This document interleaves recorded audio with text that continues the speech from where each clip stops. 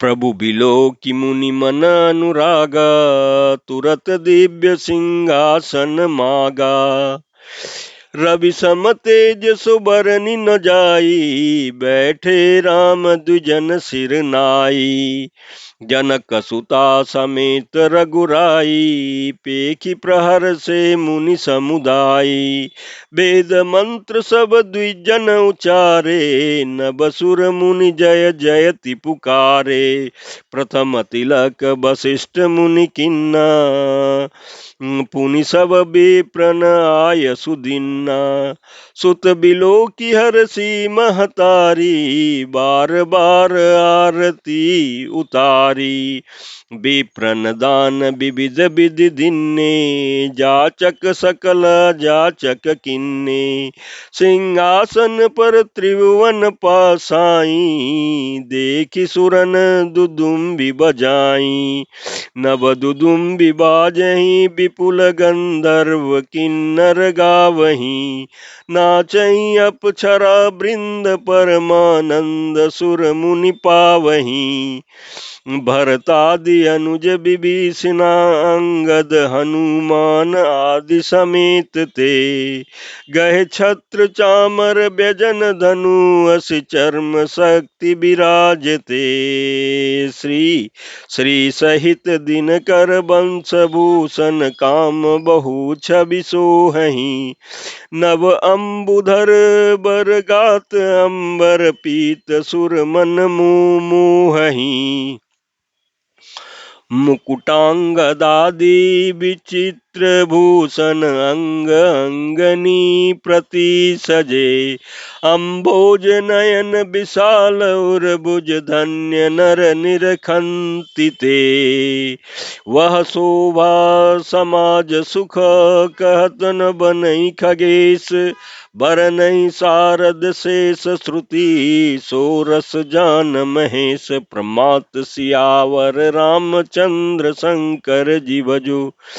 उत्तरकांड दोहा 12 को। भिन्न भिन्न स्तुति करी, गए सुर निज निज धाम। बंदी बेश वेद तब आए, जहाँ श्री राम। प्रमात सियावर रामचंद्र, शंकर जी भजो। उत्तरकांड दोहा 12 खो।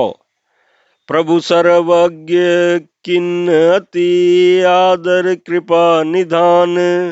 लखे उन काहू मरम कछु लगे, करन गुण गान। प्रमात सियावर रामचंद्र, शंकर जी भजो। उत्तरकांड दोहा 12 गो। इस चौपाई के प्रसंग में तुलसीदास जी कहते हैं कि प्रभु को देख करके मुनि वशिष्ठ जी के मन में प्रेम भर आया। उन्होंने तुरंत ही दिव्य सिंहासन मंगवाया, जिनका तेज सूर्य के समान था।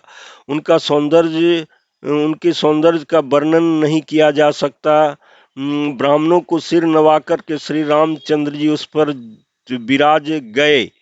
श्री जानकी जी सहित श्री रघुनाथ जी को देखकर मुनियों का समुदाय अत्यंत ही हर्षित हुआ। तब ब्राह्मणों ने वेद मंत्रों का उच्चारण किया। आकाश में देवता और मुनि जय हो ऐसी पुकार करने लगे। सबसे पहले मुनि वशिष्ठ जी ने तिलक किया, फिर उन्होंने सब ब्राह्मणों को तिलक करने की आज्ञा दी। पुत्र को राज सिंहासन पर देखकर माताएं हर्षित हुई और उन्होंने बार बार आरती उतारी। उन्होंने ब्राह्मणों को अनेकों प्रकार के दान दिए और संपूर्ण याचकों को अयाचक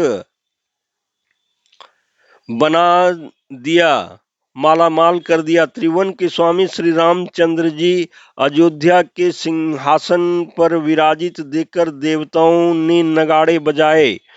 आकाश में बहुत से नगाड़े बज रहे हैं। गंधर्व और किन्नर गा रहे हैं। अप्सराओं के झुंड नाच रहे हैं। देवता और मुनि परमानंद प्राप्त कर रहे हैं। भरत, लक्ष्मण और शत्रुघ्न जी, विभीषण, अंगद, हनुमान और सुग्रीव आदि सहित क्रमशः छत्र, चंवर, पंखा, धनुष, तलवार, ढाल और शक्ति लिए हुए सुशोभित हैं। श्री सीता जी सहित सूर्यवंश के विभूषण श्री रामचंद्र के शरीर में अनेकों कामदेवों की छवि देख के शोभा दे रही हैं। नवीन जलयुक्त मेघों के समान सुंदर श्याम शरीर पर पीतांबर देवताओं के मन को भी मोहित कर रहा है। मुकुट, बाजूबंद और विचित्र आभूषण अंग अंग में सजे हुए हैं। कमल के समान नेत्र हैं, चौड़ी छाती और लंबी भुजाएं, जो उनके दर्शन करते हुए मनुष्य धन्य है। हे पक्षीराज गरुड़ जी, वह शोभा, वह समाज और वह सुख मुझसे कहते नहीं बनता। सरस्वती जी, शेष जी और वेद जी निरंतर उसका वर्णन करते हैं और उसका रस आनंद महादेव जी ही जानते हैं। सब देवता अलग अलग स्तुति करके अपने अपने लोक को चले गए। तब भाटों का रूप धारण करके चारों वेद वहां आए जहां श्री रामचंद्र जी थे। कृपा निधान सर्वज्ञ प्रभु ने उन्हें पहचान कर उनका बहुत ही आदर किया। इसका भेद किसी ने कुछ भी नहीं जाना। वेद गुणगान करने लगे।